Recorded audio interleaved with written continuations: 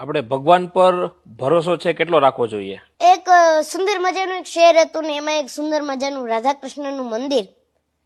ત્યાં વ્યવસ્થા એ પ્રકારની હતી કે તમામ લોકો પગાર ઉપર હતા. પૂજારી પણ પગારવાળો, રસોઈયો, ચોકીદાર, અને એક આરતીના ટાણે એક નગારો વગાડવા વાળો માણસ ને એક ઘંટ વગાડવા વાળો માણસ, એ પણ બધાય પગાર ઉપર હતા. સમય જતા એક વ્યવસ્થા બદલાણી, એટલે ટ્રસ્ટીઓ બદલાણા. એ લોકોએ એવું નક્કી કર્યું કે આપણે ભણેલા હોય ને એમને જ નોકરીએ રાખવા. પછી એકને બધાને બોલાય. એમાં એક ઘંટ વાળો માણસ હતો. એને પૂછ્યું કે ભાઈ તમે કેટલું ભણ્યા હતા? કે હું કાંઈ નથી ભણ્યો. તો કે તો મેં કાલથી નોકરીએ નહીં આવતા. એમને પૂછ્યું કેમ? તો કે મારો આ નિયમ છે. તો કે મારે તો ખાલી આ જ આધાર છે, આની સિવાય મારે કાંઈ ધંધો નથી, મારે કાંઈ નોકરી નથી. એને કીધું અમારો નિયમ એ નિયમ જ. પછી એમને નોકરી ઉપરથી છૂટા કર્યા. થોડુંક આમ દુઃખ તો લાગ્યું, પણ ભગવાન ઉપર એને અતૂટ વિશ્વાસ હતો. પછી સમય જતા ઓલા વૈષ્ણવો આરતી કરવા આવે ને એમને મજા નો આવે, કારણ કે ઓલો જે વગાડતો હતો ભાવથી, તાલમાં, નાચતા ગાતા ગાતા, એટલે વૈષ્ણવોને જે આરતીનો જે માહોલ ઉભો થતો હતો, ભક્તિનો માહોલ ઉભો થતો હતો, એમાં થોડુંક આમ ડિસ્ટર્બ થયું. એટલે એ બે ચાર ભક્તો ભેગા થઈ અને ઓલાને મળવા માટે ગયા કે ભાઈ તું સાંજ સવારે ઘંટ વગાડવા માટે આવ. એને કીધું કે મને નોકરીમાંથી છૂટો કર્યો છે, હું આવું એ સારું નહીં લાગે, મને રહેવા દે.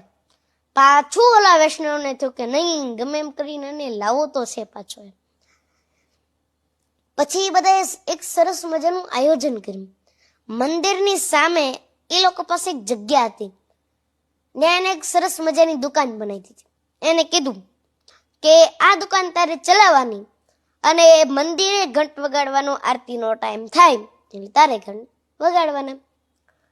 એટલે પછી સમય જતા દુકાન એવી ચાલી, એકને બદલે 2 થઈ, 3 થઈ, 4 થઈ, 5 થઈ, 7, 8 દુકાનો થઈ ગઈ. સમય જતા એક મોટો માલિક થઈ ગયો, મોટો શેઠિયો થઈ ગયો.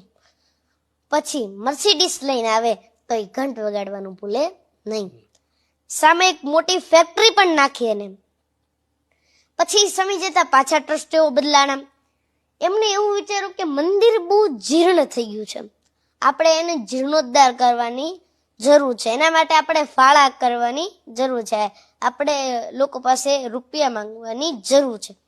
એટલે એમ બધા એક આયોજન કર્યું કે પેલા જે સામે ઓલી શેઠની ફેક્ટરી છે ને ત્યાં પહેલા આપણે જવું, અને પછી આપણે બીજા બધા પાસેથી, ભક્તો પાસેથી માંગશું.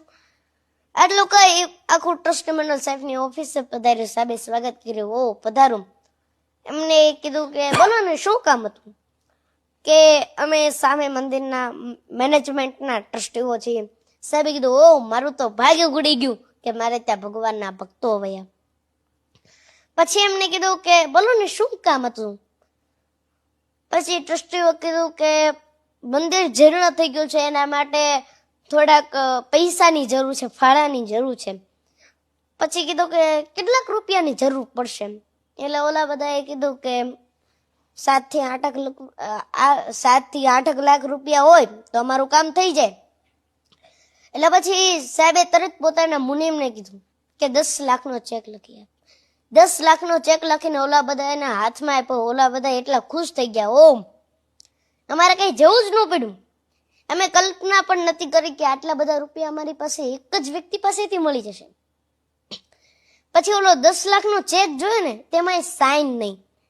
પછી એક વ્યક્તિએ કીધું સાહેબ આમાં સાઇન નથી. એટલે પછી સાહેબે કીધું કે હું ભણ્યો તો નથી, પણ હું તમને અંગૂઠો મારી દઉં. અંગૂઠો મારીશ એટલે ચેક બધે ચાલશે. એમાંથી એક યુવાન એવો બોલ્યો કે સાહેબ તમે ભણ્યા નથી તોય આટલી બધી પ્રગતિ ને આટલો બધો વિકાસ કર્યો, ભણાવો તો અત્યારે શું કરતા હોત, કેટલી પ્રગતિ કરી હોત?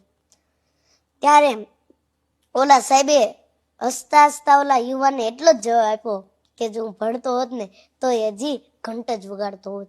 આવી શ્રદ્ધા અને આવો વિશ્વાસ ભગવાન પર હોવો જોઈએ.